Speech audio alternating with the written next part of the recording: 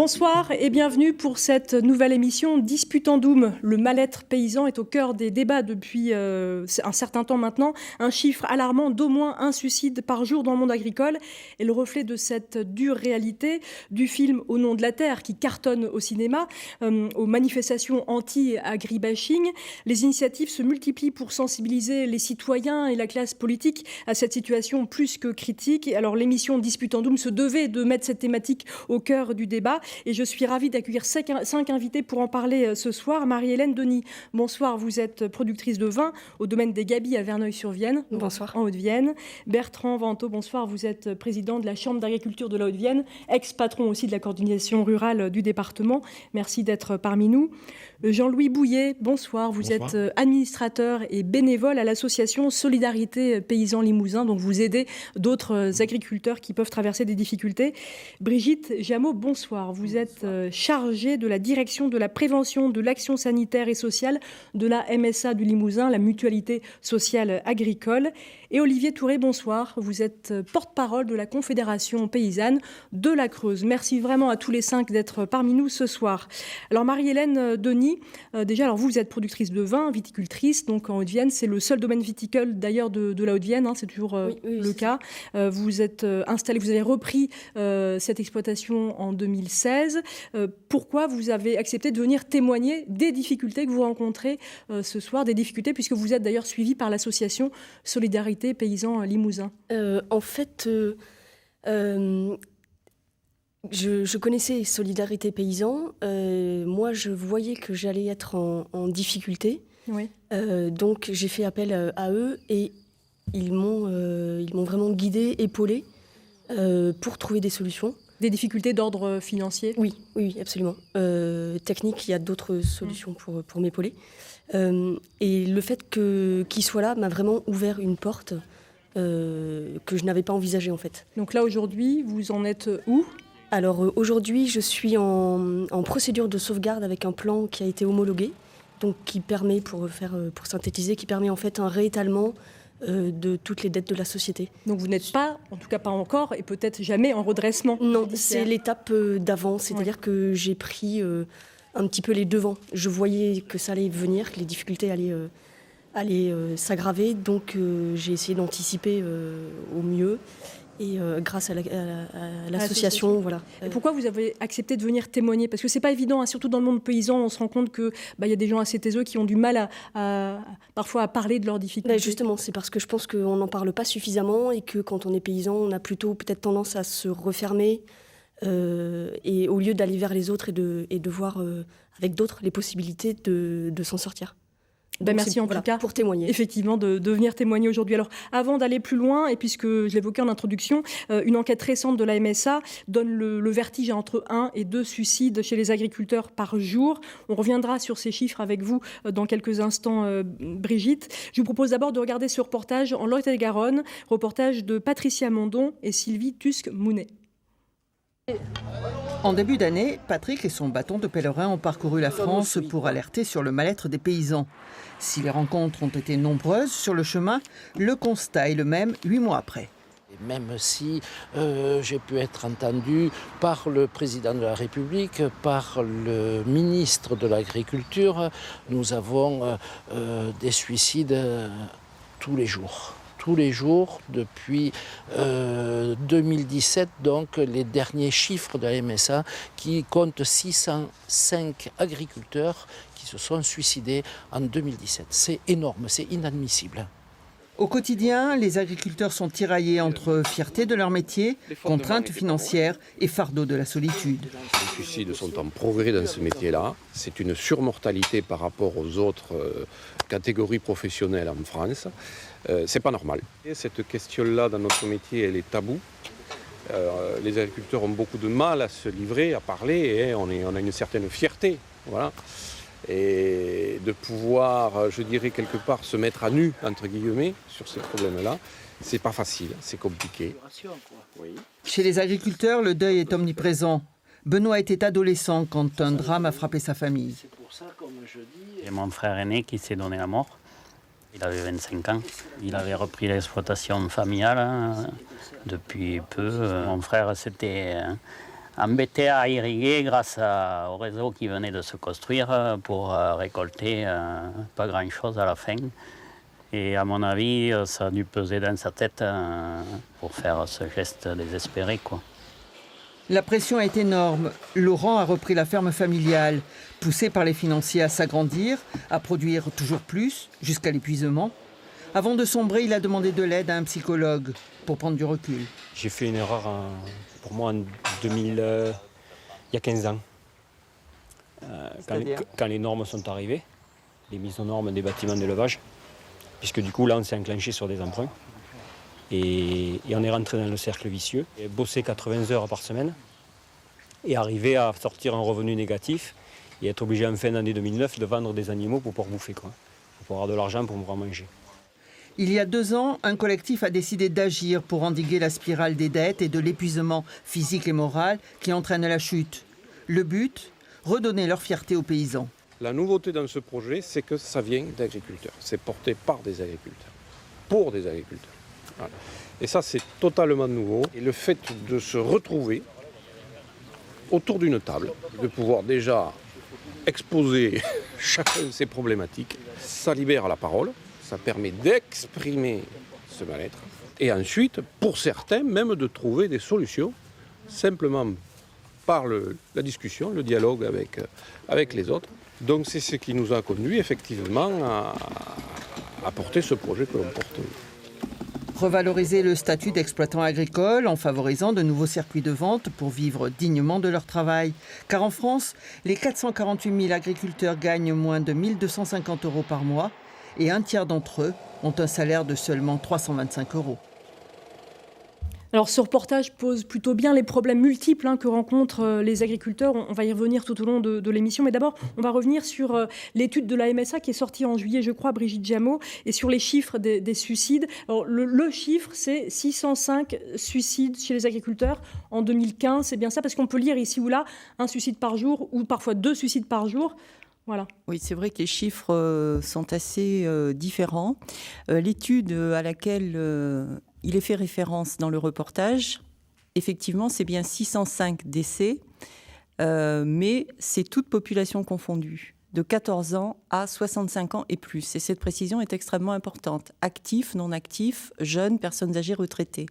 D'ailleurs, dans cette étude, il est démontré qu'il y a 300 suicides chez les personnes de 65 ans et plus. Alors bien évidemment, il peut y avoir des actifs chez les personnes qui ont 65 ans.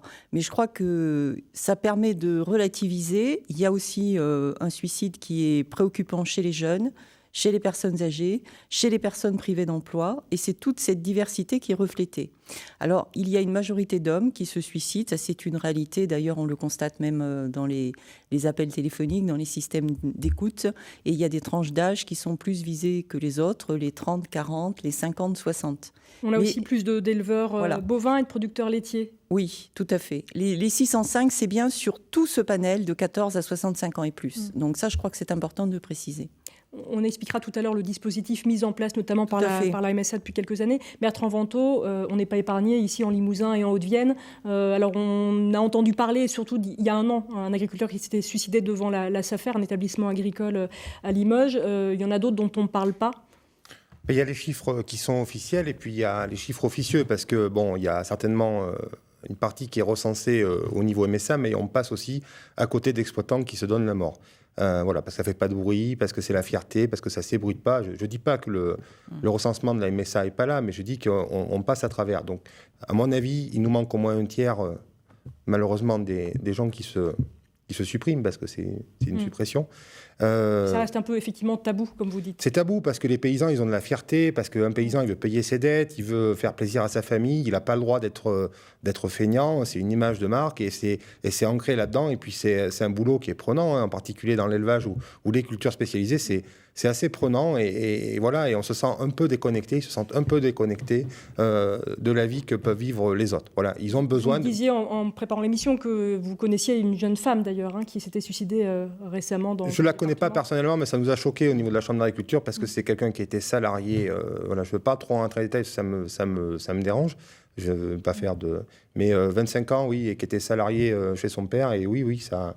Je plains beaucoup la famille et même nous, en interne, ça nous a secoué, autant les élus que les agents, parce que c'est trop tôt, parce que c'est pas... voilà, faut pas... Une vie, ça ne mérite pas d'être ôté pour des problèmes économiques ou autres.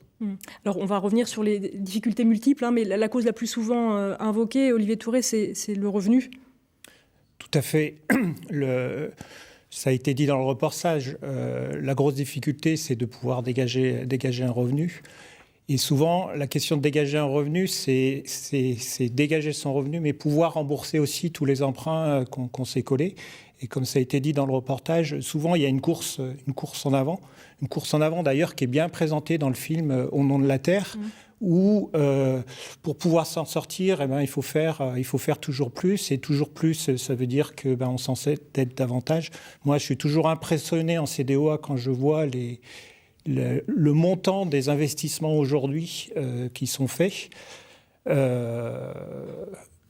Donc, y faire face, je crois que c'est important. C'est important que les banques puissent suivre. Mais à un moment donné, quand elles ne suivent plus, c'est l'agriculteur qui prend tout sur la tête. Ce cercle vicieux, effectivement, que vous évoquez, qui est évoqué dans le reportage, c'est les acteurs classiques du monde agricole, quand même, qui en sont la cause. C'est quoi? C'est la Chambre d'agriculture, c'est les banques, c'est les coopératives, c'est tout ce système-là qui existe depuis des dizaines d'années maintenant? Moi, je crois que c'est le système, effectivement. Et après, je dirais, quand on est enfermé dans un système, c'est très très difficile de prendre du recul dessus. Et d'en sortir et de changer de modèle. De sortir et effectivement de changer de modèle. Quand on part sur des investissements importants, les investissements, une fois qu'ils sont faits, quoi. Et rembourser des investissements, je dirais que c'est quasiment impossible. Quand on arrive à prendre du recul, moi je connais un certain nombre de personnes, notamment à la Confédération paysanne, qui partent sur des modèles plus petits, où ils savent qu'ils vont être en vente directe, qu'ils vont plutôt être dans une installation progressive. Il y a moins cette pression de l'endettement. Ça ne veut pas dire qu'elle n'existe pas, mais elle est moindre. Et moi, ce que j'ai envie d'attirer, là où je voudrais attirer l'attention auprès des candidats à installation, et il en faut, c'est de faire attention aux investissements qu'on prend sur la tête. Quand j'entends aujourd'hui en CDOA que de plus en plus d'installations, c'est la commission départementale d'orientation agricole. Ouais. Quand je vois qu'en CDOA, on a plus en plus de projets qui sont à 1 million d'euros parce qu'il faut acheter le foncier, il faut acheter le bâtiment, il faut acheter le cheptel. Et c'est 1 million d'euros, il s'explique. Mais quand on part sur ces montants-là, il ne faut pas se planter, quoi. Et le moindre grain de sable, et c'est ça, je crois que la principale difficulté, c'est que le moindre grain de sable, et le grain de sable, ça peut être la sécheresse. On a pris 3 années de sécheresse. Dans tous les projets économiques, la sécheresse, elle n'existe pas. Toutes les banques, le coût technique qui est lié à la sécheresse, il n'existe pas. Mais qui c'est qui doit y faire face? C'est l'agriculteur. Et quand ça peut plus suivre, les investissements, ils doivent être payés en premier. Et puis après, ce qui reste ou ce qui ne reste pas. Et donc, une fois qu'on est parti dans ce cercle vicieux, il y en a qui s'en sortent plus. Et je dirais d'autant plus que quand on est sur des grandes structures, on s'isole de plus en plus. Et ça a été pointé dans le reportage, la nécessité d'être en réseau, quoi. Je voudrais faire réagir Bertrand Vantaux, vous qui représentez aujourd'hui la Chambre d'agriculture. Alors, ça fait 1 an que vous êtes élu à la tête de cette institution. Ça fait 7 mois. Ça fait 7 mois, pas tout à fait 1 an, voilà. Je vais un peu vite en besogne. Pour vous, vous faites la même analyse qu'Olivier. C'est une faillite un peu du monde agricole, peut-être productiviste, en tout cas classique? Non, c'est pas ça. C'est qu'on est resté sur un modèle de développement agricole, depuis la formation jusqu'à la phase d'installation, qui est un peu dépassée parce qu'on a eu une réforme de la PAC en 92 qui a fait que, il fallait produire au cours mondial et qu'on n'a pas les capacités en France de produire au cours mondial. Donc c'est un enchaînement de choses qui font que c'est pas la taille d'exploitation ni le nombre d'actifs qui fait que le projet, on le voit nous, au niveau chambre, va s'écraser. Ça n'a rien à voir. Il y a la rentabilité avec 1 million d'euros, comme il peut y en avoir aucune avec 10 000 euros d'emprunt. Mais aujourd'hui, le métier d'agriculteur est un métier qui est compliqué, qui est exigeant. Il y a des rythmes qui sont là et qui sont des fois intenables. Et puis le vrai problème qu'on avait, c'est qu'on était basé sur un système où la main-d'œuvre familiale faisait l'appui de travail. Et qu'après, voilà, là, on enchaîne sur quelque chose. Parce qu'on n'avait pas forcément non plus un raisonnement économique. Et là, c'est vrai qu'aujourd'hui, ça rattrape une tranche d'âge qui est compliquée parce que les parents faisaient beaucoup de travail et c'est là où ça commence à décrocher. Parce que ça n'a pas été anticipé et ainsi de suite. Mais néanmoins, je pense qu'il y a tout un modèle à revoir de la formation agricole parce que ce sont des paysans, mais aussi des chefs d'entreprise et qu'on a besoin de leur ouvrir les oreilles et la vue depuis le départ. Ce qu'il doit faire, c'est réussir à sortir un revenu. Alors, il y a des filières qui ne sont pas parfaites, il y a un système de soutien agricole qui n'est pas parfait, c'est certain, mais néanmoins, il faut qu'ils puissent penser par eux-mêmes et pas forcément parce qu'il y a quelqu'un qui vient leur vendre quelque chose ou leur acheter les animaux sans prix. Voilà, c'est ce qui va les sauver et malgré tout ce qui se passe et les problèmes qu'on peut avoir. Et puis là-dedans, je voudrais quand même insister, les chambres d'agriculture, elles ne sont pas parfaites, elles ont pu faire des erreurs, d'autres OPA en ont fait, mais en tout cas, le système de développement agricole et de conseil, oui, il va falloir le revoir parce que sinon, on risque d'aller tous autant qu'on est, je veux dire des syndicats jusqu'aux autres OPA, organisations professionnelles agricoles, droit dans le mur et amener des gens dans des situations qui ne sont pas brillantes. Jean-Louis Bouillet, je voudrais avoir votre regard, parce que vous êtes retraité de l'agriculture aujourd'hui, mais vous êtes encore dans ce milieu-là, puisque vous aidez d'autres agriculteurs en difficulté, vous êtes installé en Creuse. Quel est votre regard sur l'évolution de l'agriculture et les difficultés? C'est catastrophique selon vous? Catastrophé. Je me suis installé en 81 sur 40 hectares, même pas 25. Après, je suis agrandi à 40 hectares avec 25 vaches laitières. J'ai dû passer par un redressement judiciaire, c'est sûr, mais bon, j'ai réussi à finir ma carrière. C'est presque commun aujourd'hui, j'ai envie de dire. C'est ça, oui. Et ça, moi, on parlait aussi des causes du suicide, mais en fait, ce qui me frappe dans ce que j'entends comme témoignage, c'est des gens qui sont arrivés au bout du rouleau et ils n'ont personne à qui parler. Ils ne savent pas vers qui se tourner. Et moi, je ne veux pas jeter des responsabilités. Ils reçoivent, plutôt que des conseils, ils reçoivent des lettres d'huissier, des titres exécutoires, enfin, toute menace de contrainte de payer, sinon on les saisit. Voilà, quoi. Il arrive un moment, il peut arriver que des personnes craquent, quoi. C'est tout, quoi. Et c'est là le gros problème pour moi. Maintenant, en tant que en tant qu'individu, oui, d'accord, moi je trouve que le système productiviste, il faut qu'on le remette fondamentalement en question. Mais ça va plus loin, quoi, parce que si on va même jusqu'au changement climatique, c'est le système économique global qu'il faut remettre en question. Alors on y reviendra bien sûr. Olivier, vous êtes représentant syndical aujourd'hui, mais vous êtes aussi agriculteur vous-même, bien sûr. Vous êtes installé en bio, en GAEC avec votre femme. Vous avez 15 vaches allaitantes, vous faites de la transformation fromagère, vous avez 200 poules pondeuses sur 48 hectares. Vous êtes donc en bio, de la vente directe. Est-ce qu'aujourd'hui, vous arrivez à vous tirer un revenu ? Alors, j'arrive à me tirer un revenu parce qu'avec cette diversification, où je suis principalement en vente directe, je dis principalement parce qu'au niveau des vaches allaitantes, je suis sur des circuits classiques, des circuits longs. Donc j'arrive à me retirer un revenu avec ma femme et je n'ai pas honte de le dire. Mais par contre, je ne me retire pas un SMIC horaire. Parce que ce qu'il faut souligner, c'est que la diversification, c'est un outil possible, mais c'est une multiplication de charges de travail. Et ça, je crois que c'est important de le savoir quand on veut s'orienter vers ça, quand on veut s'orienter vers la vente directe. La vente directe, pour moi, c'est pas le miracle. C'est pas la panacée absolue. C'est pas la panacée. C'est une solution si les personnes sont prêtes à ça. Et dès qu'on fait de la vente directe, dès qu'on fait de la transformation, ça demande énormément de temps de travail.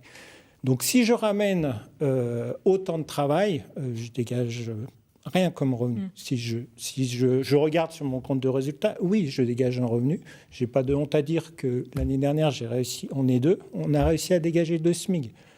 Pour combien d'heures de travail ? Pour combien d'heures de travail par semaine ? Je ne les compte pas, les heures de travail. Je ne les compte surtout pas en été, quand il faut faire la traite, la transformation, les foins, la commercialisation. Et quand on fait de la commercialisation, quand on fait un marché, les gens n'ont pas conscience que préparer un marché, c'est quasiment une matinée de travail. Quand on a un marché, entre la préparation et finir le marché, faire les comptes, c'est une matinée de travail.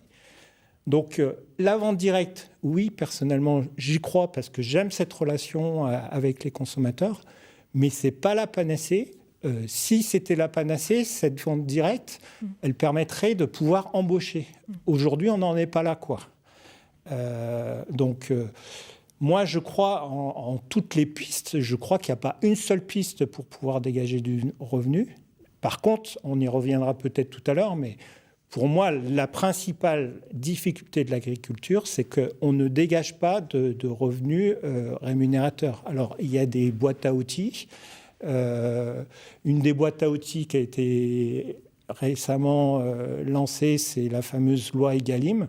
Pour moi, c'est une boîte à outils qui a le mérite d'exister.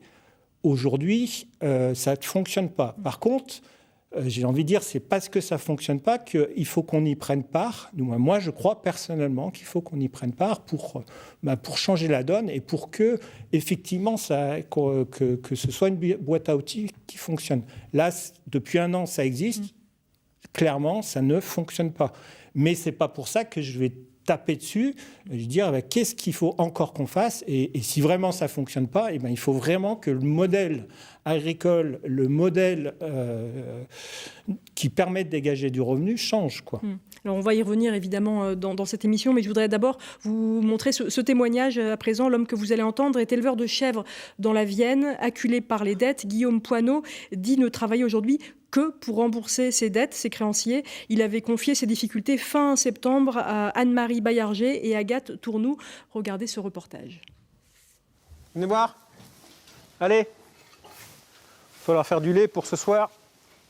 Il y en a besoin. Guillaume Poineau élève des chèvres depuis 12 ans. Mais en 2009, il est rattrapé par la baisse du prix payé aux éleveurs, l'augmentation de la nourriture de ses animaux et du fioul. Petit à petit, il est victime du surendettement. En 2014, redressement judiciaire, 450 000 € à rembourser. Guillaume nous a raconté son chemin de croix. Jusqu'en 2030, je vais travailler pour juste payer des dettes. Pas pour de revenus, pas pour rien du tout. Aujourd'hui, c'est ma femme qui me loge, qui m'habille, qui me nourrit, qui fait face à tous les besoins du foyer. Moi, je ne fais que de payer des dettes. Je suis un esclave moderne du système, ni plus ni moins. On essaye de demander de l'aide. Ceux qui sont là normalement pour, la MSA, les banques, et puis là, bizarrement, vous êtes seul au monde, il n'y a plus personne qui répond présent, débrouillez-vous, vous n'êtes pas le seul dans cette situation. Cette spirale économique finit par affecter le moral de Guillaume, obsédé par ses difficultés et qui ne voit plus comment s'en sortir. Et je sais bien que, à force de ramener ça à la maison, c'est plus possible, c'est plus vivable. C'est pas une vie, quoi. Non, c'est pas une vie. Et dans sa situation, tout est difficile, même l'achat de la nourriture de ses chèvres. Comme en ce moment, il n'y a pas de trésorerie, je commande le minimum, c'est par lot de 3 tonnes. Et alors qu'au préalable, je commandais 12, 15, 18, parce que en fait, plus on augmente en tonnage et plus on a des remises. Donc c'est un peu la double sanction, parce que je dois payer d'abord à l'avance, et en plus, je ne bénéficie pas des remises. À la maison, des tonnes de lettres l'attendent. Les recommandés s'accumulent, d'autant qu'aujourd'hui, il est obligé de demander des reports d'échéance. C'est tous mes créanciers, toutes mes créances, et puis le tableau d'annuité.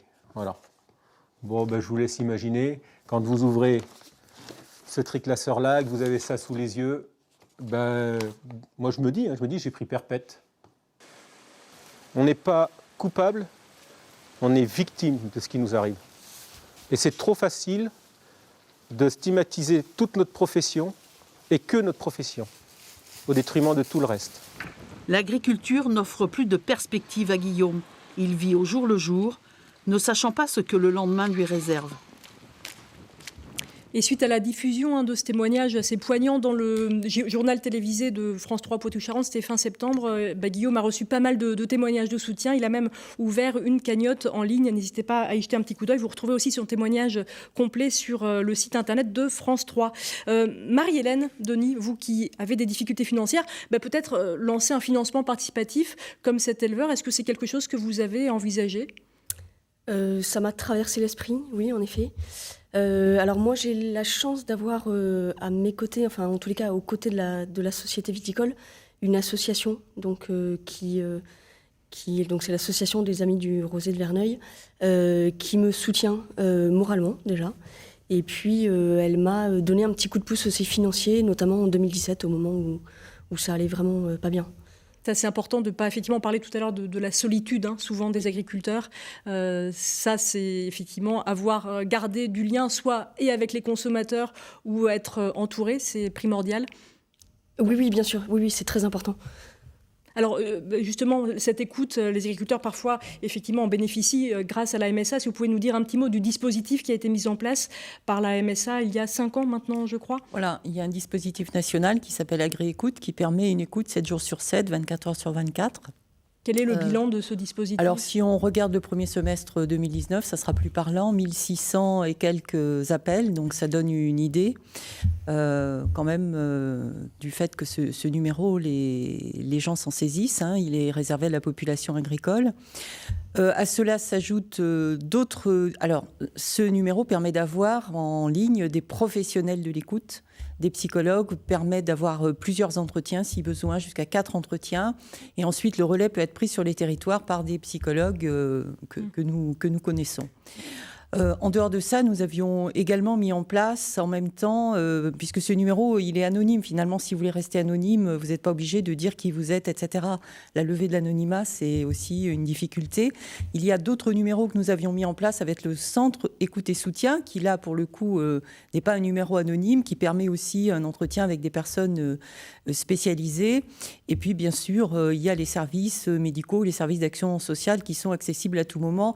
SOS Amitié aussi, qui permet une écoute au plan local. Alors il y a de plus en plus, effectivement, vous le disiez, il y a de plus en plus d'appels, mais est-ce que c'est suffisant quand on voit quasiment 2 suicides par jour dans le monde agricole? Est-ce que ce dispositif est suffisant? J'ai envie de me tourner vers les professionnels aussi. Qu'est-ce que vous en pensez de ce dispositif?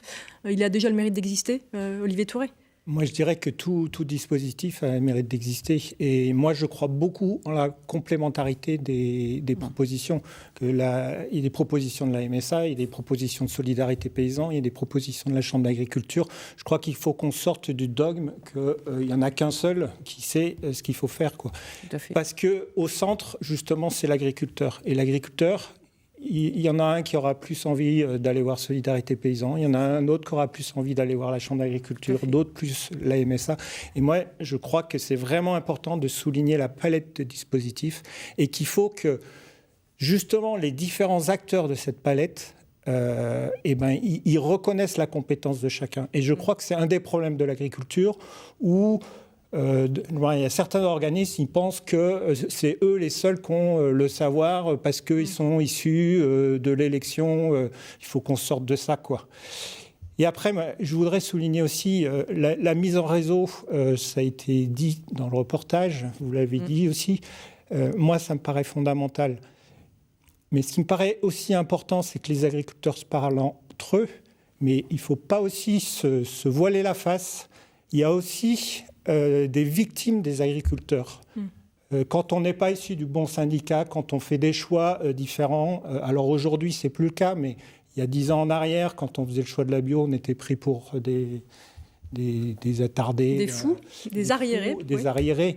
Il y a aussi un problème entre agriculteurs, des agriculteurs qui par jalousie, reprennent des surfaces parce que on ne sait pas pourquoi, et qui ça remet en cause le fonctionnement d'une exploitation agricole. Ça existe.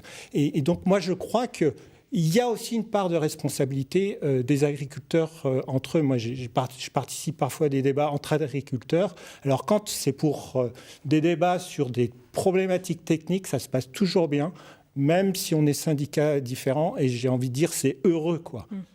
Par contre, dès que c'est des débats plus politiques, alors là, on est traité de moins que rien. Bertrand Vantaux, et ça, je trouve que c'est pas acceptable. Vous êtes d'accord avec Écoutez, je pense qu'on va rassembler parce que justement, sur la détection des gens qui vont mal et le fait qu'on puisse les repérer, on va lancer une association très prochainement, la Chambre d'agriculture, pour fédérer, c'est-à-dire tous les syndicats.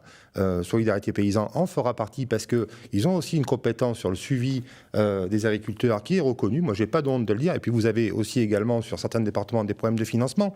Donc, la Chambre vous ouvre les bras pour venir et qu'on fasse quelque chose qui ressemble avec les acteurs que sont les OPA du département, c'est-à-dire la MSA, tous les syndicats, une partie et même l'intégralité des filières amont et aval, parce qu'elles doivent aussi être mouillées dedans, parce qu'elles doivent financer le système aussi, elles doivent être apporteurs, et les syndicats aussi, parce qu'on doit mouiller la chemise tous ensemble.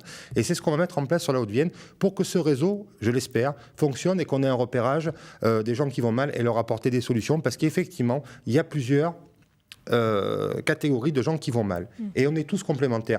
La MSA a des défauts, les chambres en ont, les syndicats multiples et variés en ont, les associations aussi. Mais là, on va essayer d'être innovant et d'aller plus loin. Voilà, c'est un travail qui se veut collectif. Et je le dis et je l'assume, ceux qui ne voudront pas jouer le jeu dans les acteurs, je pense que les paysans s'en rappelleront.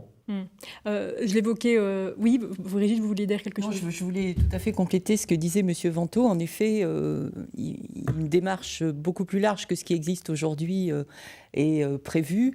Aujourd'hui, néanmoins, nous avons déjà une organisation, je crois qu'il faut le rappeler, qui s'appelle Agri Accompagnement, qui a été relookée l'année dernière et qui permet déjà une détection, alors qui certes n'est peut-être pas à l'échelle où il serait souhaitable, mais il y a déjà une détection par plusieurs partenaires, et notamment les chambres d'agriculture, la MSA, vous l'avez dit, les services de l'État qui participent du conseil départemental.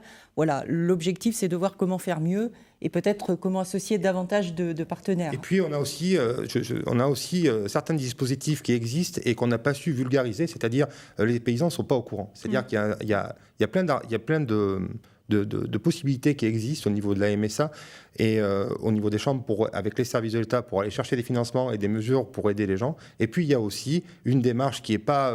on n'a pas la même démarche que les commerçants et les artisans quand ils n'arrivent pas à s'en sortir. Et c'est là où je pense que, voilà, on aime ou on n'aime pas, mais Solidarité Paysan a un arsenal pour faire comprendre aux gens et aux paysans qu'il y a moyen de s'en sortir, même si on ne va pas au bout de...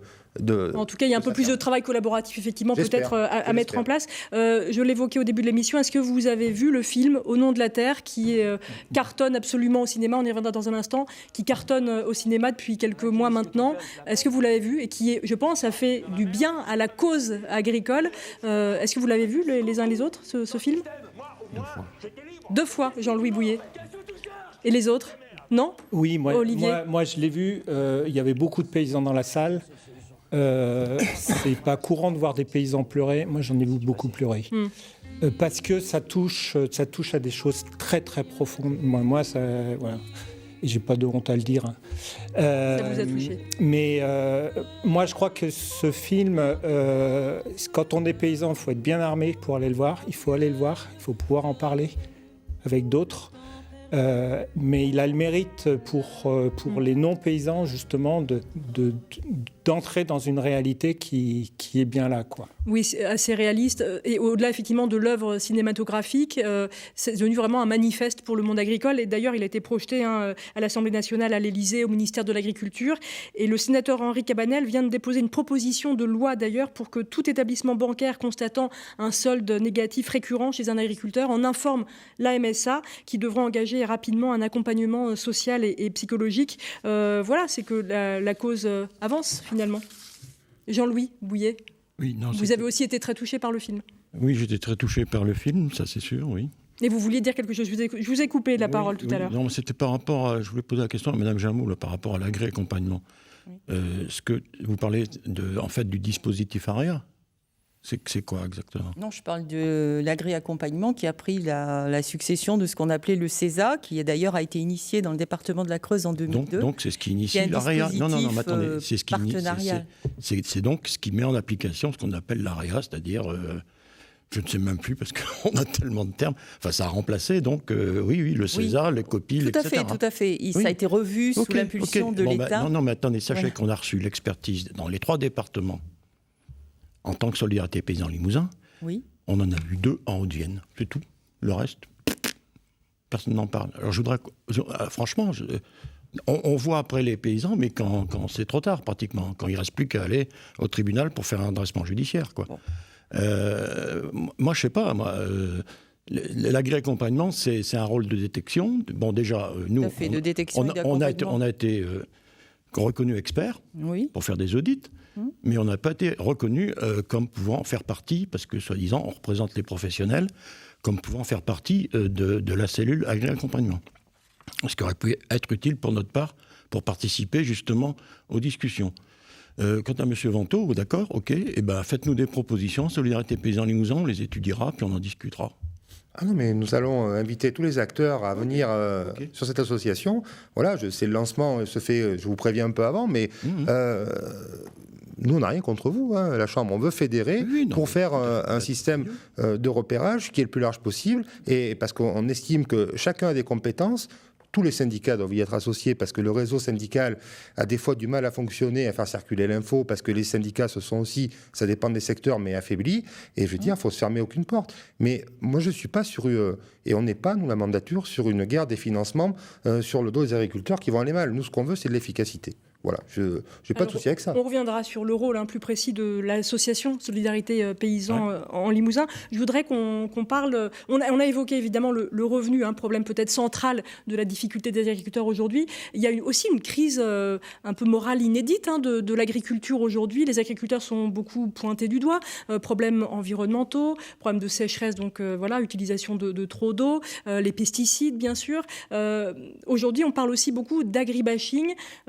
La FNSEA, je crois, s'est vraiment emparée de ce terme d'agribashing. Il y a eu des manifestations, notamment le 22 octobre, un petit peu partout, avec des agriculteurs de la FNSEA et des JA qui ont manifesté contre l'agribashing.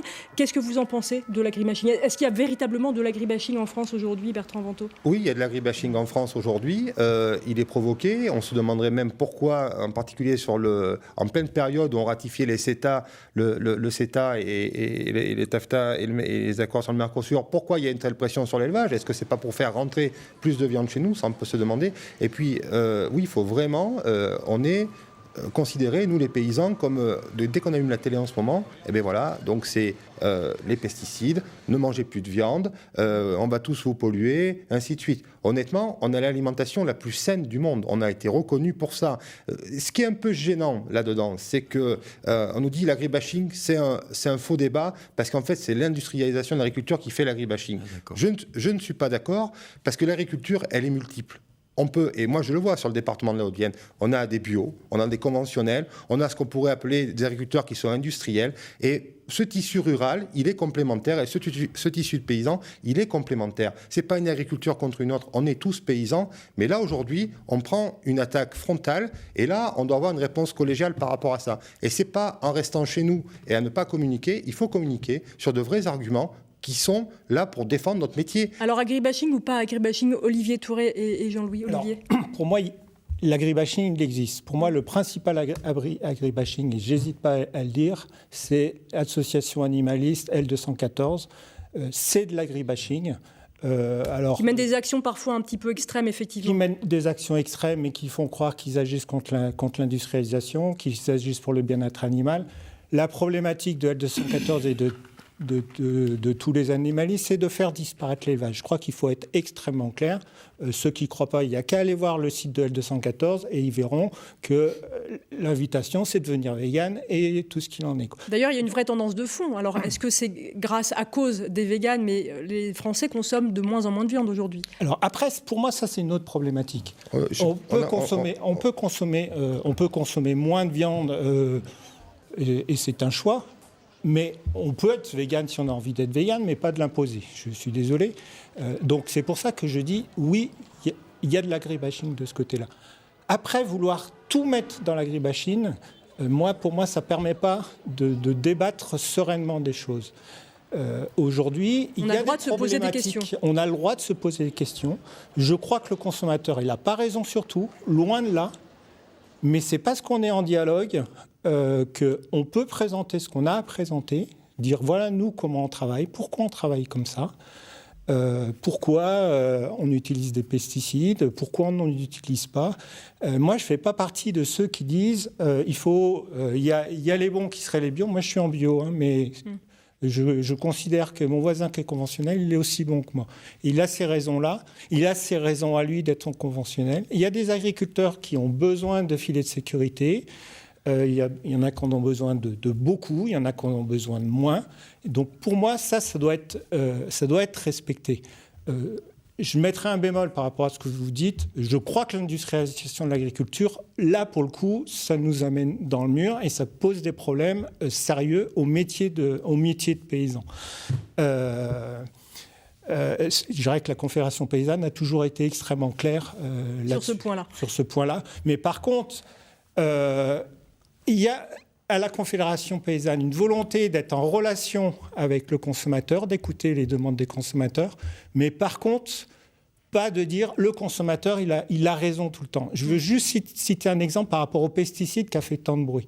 Les histoires des 150 mètres, l'arrêt du pesticide immédiat, c'est la mort des agriculteurs. L'arrêt des pesticides immédiat, si on n'est pas équipé pour ne pas utiliser de pesticides, on disparaît. Donc, si on veut ne pas utiliser de pesticides, il faut un accompagnement. L'accompagnement, pour certains, ça va durer 1 an, 2 ans, 3 ans. Il y en a qui vont faire le choix du bio. Il y en a qui vont mettre 10 ans pour passer en bio. Il y en a qui passeront jamais. Donc, oui, c'est une question qui peut être posée. Oui, il y a des pesticides, des produits phytosanitaires qu'il faut arrêter le plus rapidement possible parce qu'ils ont des conséquences pas que sur le consommateur mais sur les agriculteurs. Je suis certain qu'il y a des études de la MSA qui montrent que le cancer des agriculteurs, il est bien là. Donc oui, il y a des problématiques qui sont à travailler, mais il faut prendre le temps de les travailler et il faut que l'ensemble de la profession accepte de s'approprier toutes ces questions-là. Et accepte de se remettre peut-être en question, effectivement. Jean-Louis Bouillet, est-ce que la société civile, effectivement, est en droit de pointer certaines dérives peut-être de l'agriculture ? Est-ce que c'est de l'agribashing ou c'est juste des questions de la société civile ? À mon sens personnel, ça, moi je ne prends pas position en tant que Solidarité Paysan au Limousin. À mon sens personnel, oui.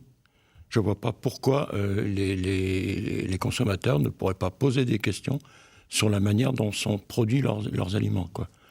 Pour moi, l'agribashing, c'est l'arbre qui cache la forêt, quoi. C'est-à-dire qu'on utilise ça, je suis désolé, mais la Fédé utilise ça pour ne pas poser les vraies questions, pour empêcher qu'on pose les vraies questions. C'est-à-dire, est-ce que notre système n'est pas au bout ? Est-ce qu'on ne peut pas se poser des questions sur la manière dont on fait ? Sur la manière, tu parles, Olivier, d'industrialisation, est-ce qu'on ne peut pas se poser enfin des questions ? Est-ce qu'il faut continuer comme ça ? Est-ce que vous continuez ? Est-ce qu'il faut continuer à ce qu'un céréalier, il ait besoin énormément de 500 hectares pour arriver à s'en sortir ? Voilà le genre. Est-ce qu'on a le droit de se poser ces questions-là, Bertrand Vantaux ? Écoutez, oui, je reviens sur ce que j'ai dit. Il y a un modèle qui a été voté en 92, on en a les conséquences. Bon, aujourd'hui, moi je dis qu'en rentrant dans des débats comme ça, on fait aussi ce qu'on appelle du principe de précaution, c'est-à-dire que ce qui est une règle assez française, c'est-à-dire qu'on va se protéger de tout, même s'il n'y a pas de risque, on va mettre un cran au-dessus. Ça me dérange malgré tout un peu, parce qu'aujourd'hui, les agriculteurs, et on le sait, les paysans, on le sait, on a eu des conséquences de la PAC, c'est-à-dire augmenter le niveau de sécurité. C'est-à-dire on a la conditionnalité, pour faire clair, c'est on ne monte pas de blanche sur tous les contrôles. On a globalement réduit les phytosanitaires. Tous ceux qui utilisaient, il y a une démarche, on est en train de réduire. Sur le Limousin, je voudrais simplement dire, sur le sujet des phytos, la Haute-Vienne particulièrement, c'est 0,7% des achats de produits phytosanitaires qui se font sur la Nouvelle-Aquitaine. Mais pour en revenir où je veux aller, c'est qu'aujourd'hui, nous en France, on ne monte pas blanche et on a une agriculture vertueuse. Mais ça ne nous protège plus des importations, aussi bien de celles qui viennent de l'Europe que d'autres pays. Et là, c'est quand même assez ennuyeux. Moi, ce que je me répète, mais l'agriculture, elle est multiple. Et je ne veux pas en opposer une par rapport à l'autre. Elles ont toute leur place, elles sont complémentaires. Et quand les paysans discutent entre eux, il se passe de belles choses sur les territoires. Alors, je voudrais tout de suite vous montrer un reportage qui va expliquer un petit peu plus concrètement le rôle de l'association Solidarité Paysans, en l'occurrence en Aquitaine, avec ce reportage de Jean-Claude Lacoste et Karim Djbali, et on discute après de l'action de l'association ici en Limousin. Qu'est-ce que tu fais là ? Et tu t'es échappé ? Oh là là ! Alexandra et Fabien pourraient être anéantis. Ces producteurs de lait ont été d'abord frappés par la sécheresse en 2013. Ils ont perdu la moitié des céréales nourriture de leurs 45 vaches. Ensuite, la baisse du prix du lait liée à la crise de 2016 a alourdi leur endettement. On avait pris du retard sur nos échéances, sur nos emprunts. Et en fait, on avait voulu se rapprocher avec l'association pour essayer de pouvoir négocier avec la banque, essayer de négocier un délai supplémentaire avant que ce soit trop tard. Bonjour. Bonjour. L'association Solidarité Paysans Aquitaine s'est rendue à Saint-Denis-de-Pile. Un accompagnement global et gratuit a été mis en place. Un règlement amiable judiciaire a été proposé auprès des fournisseurs de céréales, ainsi que l'étalement des cotisations de la MSA. Ça vous laisse un peu plus de liquidité pour... Voilà, mais bon, c'est pas des grosses sommes, mais bon, c'est déjà un peu plus... Des petites sommes font des grosses sommes. Voilà, à la fin. Il y a eu un accord de conciliation avec la plupart de leurs créanciers qui est mis en place, qui continue jusque 2020-2021 selon les créanciers, pour leur permettre de passer un nouveau cap et de respirer un peu. Le dossier est en cours, mais Solidarité Paysans leur a permis de maintenir l'activité et de croire en leur projet de développement au sein de l'exploitation. Suite à un projet qui va arriver, de notre fille qui va s'installer en chèvre, et on aimerait bien faire de la transformation avec le lait de vache et de chèvre. On ne les approchera pas. On quitte le Libournais pour le pays foyen à Saint-André et Appel, chez une productrice de foie gras d'oie. Sonia, sortie d'affaires, accueille un animateur salarié et un bénévole de Solidarité Paysans. Bonjour. Bonjour Sonia. On a fait ce qu'on a pu, mais bon, ça a permis aussi de ne pas se sentir seul à ce moment-là, je crois. Oui. Ouais. J'ai réussi petit à petit à repartir, à travailler et à faire face à tout ça, quoi. De toute façon, il n'y a pas le choix, il faut qu'il y ait encore des hommes sur cette terre qui travaillent, quoi. Sonia n'a pas été concernée par la grippe aviaire dans ce coin de Gironde, mais par un incendie qui a détruit une partie de sa maison en 2013. L'association a été le porte-parole auprès de la Mutuelle sociale agricole pour mettre en attente notamment des cotisations durant une période. Poser la question de qu'est-ce que je fais. Il s'agissait d'une relation d'un paysan, d'une paysanne en l'occurrence, avec sa caisse de mutualité sociale agricole, parce que des questions se posaient pendant cette période, juste après sinistre, elle allait pouvoir poursuivre son activité. En 2018, Solidarité Paysans Aquitaine a traité 93 dossiers, dont plus du tiers en Gironde. L'association s'inscrit dans le champ de l'économie sociale et solidaire. Et en Limousin, ce sont près de 200 agriculteurs qui sont suivis. Ce sont 5 salariés, 30 bénévoles dont vous faites partie. Jean-Louis, qu'est-ce qui vous a donné, vous, envie de vous investir dans l'association ? Mon engagement syndical antérieur. Dans quel syndicat ? La Confédération paysanne. Mon envie au départ de me rapprocher, puisque j'avais été moi-même en redressement judiciaire en fin de carrière, donc me rapprocher de cette association parmi lesquels se trouvaient des camarades qui m'avaient aidé à ce moment-là. Et puis voilà, quoi, c'est venu petit à petit, quoi, même si... Alors, je crois que vous insistez sur l'indépendance de l'association. Oui. Alors aujourd'hui, effectivement, vous avez entendu la proposition de ce projet de la Chambre d'agriculture. Est-ce que là, il n'y a pas un danger, peut-être, que l'association perde du coup son indépendance ? Non. Si vous rentrez dans ce système-là ? C'est pour ça que j'attends de voir les propositions. Ça sera discuté en conseil d'administration.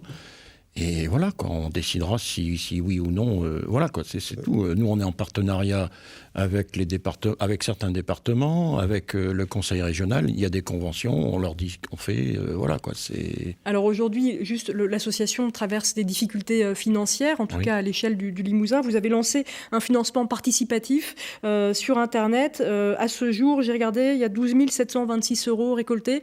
C'est encourageant. Oui, j'ai été moi-même étonné, quoi. En fait, la situation vient du fait que nous avons perdu l'attribution de fonds FSE. Alors qu'au départ, pour 2018... Des fonds européens. Des fonds européens, oui, pardon. Au départ, c'était prévu. Pour le Limousin, j'avais 27 000 € de budgété. Quand on a fait le boulot avait été fait, quand on a voulu faire les comptes rendus, nos salariés n'ont pas pu avoir accès au site qui concerne le FSE, quoi. Donc voilà quoi. Donc on s'est retrouvé avec un trou et il fallait que au mois d'août, j'ai dit si ça change pas, en décembre, je licencie les salariés quoi. Voilà, quoi, c'est tout. Brigitte Jameau. Oui, sans remettre en cause, évidemment, le travail. Et sans toucher le micro, s'il vous plaît. On va se faire gronder sinon. Par Solidarité Paysans. Je voudrais quand même revenir sur le bilan actuel et le dispositif qui existe dans les 3 départements. Je répète, Agri-Accompagnement, qui a été revu l'année dernière. 2500 exploitants repérés et suivis depuis 10 ans à l'échelle du Limousin. 500 dossiers examinés dans les cellules partenariales. L'avantage du dispositif, qui évidemment n'a pas pour ambition de régler tous les problèmes, mais quand même, c'est de mettre autour de la table déjà un certain nombre de partenaires qui peuvent tout à fait être élargis et d'apporter des solutions concertées. C'est-à-dire que ça va de la solution technique au soutien psychologique, à la prise en charge de cotisations, à l'aide au répit, etc. Alors j'entends bien le bilan effectivement que vous faites de votre action. Qu'est-ce que vous pensez cependant de l'action partenariale dont Solidarité Paysans est un des acteurs, puisqu'à certains moments ils font partie du repérage, ils prennent aussi le relais dans l'accompagnement des procédures collectives, ce qu'ils font très bien. À un moment donné où l'accompagnement social de la MSA d'ailleurs s'arrête, parce que lorsqu'on a accompagné des gens pendant 1 an ou 2 et que la solution c'est la procédure collective, et bien c'est souvent Solidarité Paysans qui prend le relais pour faire cet accompagnement-là. Donc effectivement on est complémentaires. Mais je voudrais quand même pas laisser penser qu'aujourd'hui, il n'existe pas déjà une prise en compte partenariale et un accompagnement social, technique et financier pour les exploitants. Marie-Hélène, vous avez choisi d'être accompagnée, effectivement, vous l'avez dit tout à l'heure, par l'association Solidarité Paysans. Pourquoi cette association-là? Est-ce que vous vous y étiez tournée aussi vers la MSA auparavant? Non, j'avais pas entendu parler de ce que proposait la MSA. Non, c'est par l'intermédiaire d'un ami de la famille, en fait, qui était bénévole au sein de l'association. J'en ai entendu parler, en fait. C'est une aide comptable, mais pas seulement, que vous apporte l'association? Non, vraiment, il y a un soutien moral et un réel accompagnement, en fait, dans tout le processus, en fait, alors en ce qui me concerne de mon plan de sauvegarde, donc depuis le début, en fait, sur l'accompagnement pour établir le dossier. Donc ils m'ont accompagné au tribunal évidemment, et puis un suivi de trésorerie aussi, parce que ça c'est pas facile. C'est vrai qu'aujourd'hui effectivement c'est un point aussi sur lequel il faut peut-être insister, c'est qu'on demande à un agriculteur d'être un vrai chef d'entreprise. Très polyvalent. Et oui, voilà, et c'est pas donné à tout le monde. C'est pas forcément évident, d'autant plus que voilà, si on a comme beaucoup d'agriculteurs, on va dire la tête dans le guidon, après il faut malgré tout la sortir pour s'occuper des papiers, de tout ça. De la paperasse. Jean-Louis? C'est un peu la difficulté de l'accompagnement et du repérage, parce que nous, notre principe, c'est que c'est le paysan qui doit faire la démarche. C'est-à-dire, c'est pas ou alors éventuellement son épouse qui est inquiète et qui nous appelle, donc voilà. Mais pour qu'il soit acteur des éventuelles solutions, il faut qu'il fasse la première démarche. Et ça, c'est pas facile, ça c'est vrai. Aujourd'hui, d'où viennent vraiment les difficultés de votre domaine viticole? Moi, principalement, c'est pas uniquement ça, mais principalement, c'est les aléas climatiques. Oui. Voilà, c'est-à-dire que j'ai repris le domaine en 2016, et donc 2016, 2017, 2019, aléas climatiques. Donc ça fait beaucoup. Les gels, sécheresse. Les gels, voilà, et puis cette année, gel plus sécheresse. Ouais. Et puis voilà, manque de stock, ce qui fait que voilà, deux années consécutives. Voilà. Alors les aléas climatiques, on en vient, ça aussi, c'est à prendre en compte obligatoirement. Et pour les années à venir, ils devraient être de plus en plus présents. Ça veut dire quoi? Qu'il faut encore une fois changer totalement de modèle agricole, de façon de faire, Olivier Touré? Moi, je pense qu'il faut changer de modèle agricole, mais comme je l'ai dit tout à l'heure, ça ne se passe pas du jour au lendemain. Mais je crois, et j'ai envie de dire, les années passées le démontrent, c'est que le réchauffement climatique, il est bien là, et ça a des conséquences directes sur la manière de produire. Et aujourd'hui, là, c'est pareil, pour changer de modèle, il y a une palette de choses, quoi. La palette de choses, elle peut passer par des besoins de faire des retenues d'eau. Moi, j'ai pas de problème avec ça. J'ai juste des problèmes. On fait des retenues d'eau pour faire quoi? si c'est pour faire du maraîchage et dégager de la plus-value, il faut le faire. Si c'est pour consommer de l'eau et en consommer toujours plus, c'est le serpent qui va se mordre la queue. Et donc, tout ça pour dire que le changement de modèle, il va passer par des questions techniques qui peuvent être de stocker de l'eau, mais qui peut être aussi de changer ses semences pour avoir des semences qui nécessitent moins d'eau à la sécheresse, et puis peut-être d'avoir moins d'animaux. Et j'ai bien utilisé le peut-être, parce que aujourd'hui, je crois que bien malin celui qui sait ce qu'il faut faire. Et c'est parce qu'on va essayer des choses on va réussir à faire évoluer le modèle. Mais le modèle, on ne l'évolue pas en 6 mois. C'est progressivement qu'on le fait. Et je crois que les chambres vont avoir un rôle de plus important. Et personnellement, je suis élu chambre. Et je souligne tout le travail qui a été fait par la Chambre d'agriculture de la Creuse avec d'autres du Massif central à travers un programme qui prend en compte justement le changement climatique. Et je crois que c'est en train de s'étendre sur la grande région.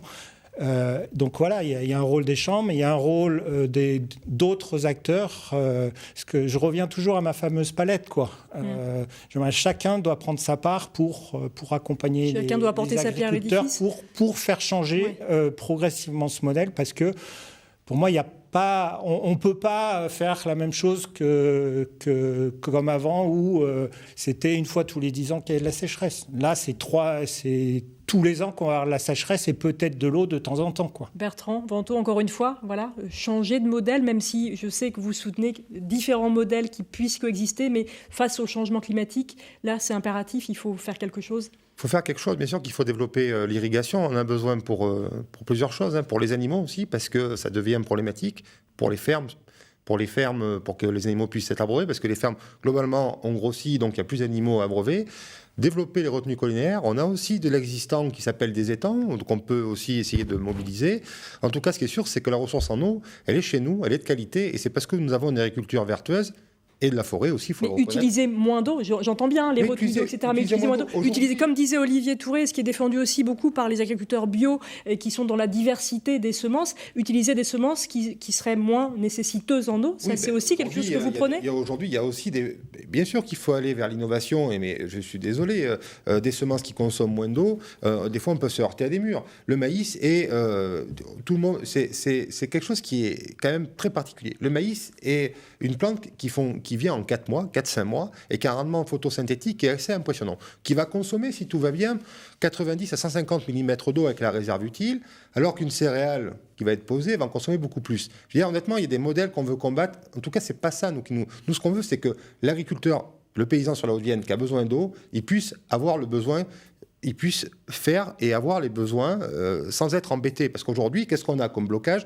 pour créer des réserves d'eau ? On a des blocages par des mouvements environnementalistes et on a des blocages de l'État. Voilà. Alors que la personne soit en bio, s'il fait du maraîchage bio, il lui faut de l'eau. C'est obligé. Il ne pourra pas faire sans eau.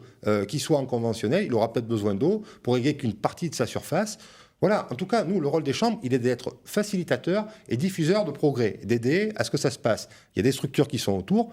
Voilà, notre rôle, il est compliqué parce qu'on est en train de se faire serrer des moyens financiers. Parce qu'il faut le dire aussi, et très ouvertement, les chambres sont dépouillées et il y a des structures qui sont annexes et qui reçoivent des financements aussi bien régionaux que nationaux. Et il y a des choix politiques qui sont faits derrière. Donc on nous déshabille et nous, il faut qu'on fasse mieux avec moins et qu'on fédère avec des gens qui ne veulent pas forcément travailler avec nous. Mais on est là pour unir et essayer de développer. Alors, petit mot de la fin, on a encore une minute d'émission. On dit juste un petit mot sur la transmission. Olivier Touré, vous avez 4 enfants.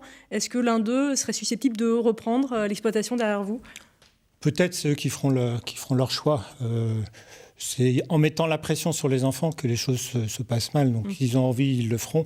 Par contre, la transmission, si ce n'est pas avec mes enfants, ça sera avec d'autres. Et je crois que la transmission, c'est effectivement une vraie problématique. Et dans la problématique, c'est d'accepter aussi de donner la main à celui qui va reprendre quand on le retrouve. Et donner la main, c'est accepter qu'il fasse autre chose. Et c'est certainement ça qui est assez compliqué. Et on rappelle que 30 000 exploitations cessent leur activité chaque année en France. Voilà l'une des difficultés du monde agricole. Et un tout petit mot, vous avez 10 secondes, Marie-Hélène, pour conclure. Peut-être un petit mot positif, parce que je crois que vous aimez vraiment, malgré les difficultés, vous aimez votre métier. Ah oui, absolument. Oui. Je ne sais pas quoi vous dire. Qu'est-ce que vous aimez dans votre métier, en 10 secondes? La diversité des tâches. Voilà. Ouais. Qu'est-ce qu'on peut vous souhaiter pour demain? Une bonne récolte. Eh ben, c'est ce qu'on vous souhaite, une très bonne récolte. Merci à tous d'avoir participé à cette émission. Merci aux équipes en régie et sur le plateau. Vous pouvez évidemment revoir cette émission sur le site internet de France 3 Nouvelle-Aquitaine. Et à très bientôt pour de nouvelles émissions.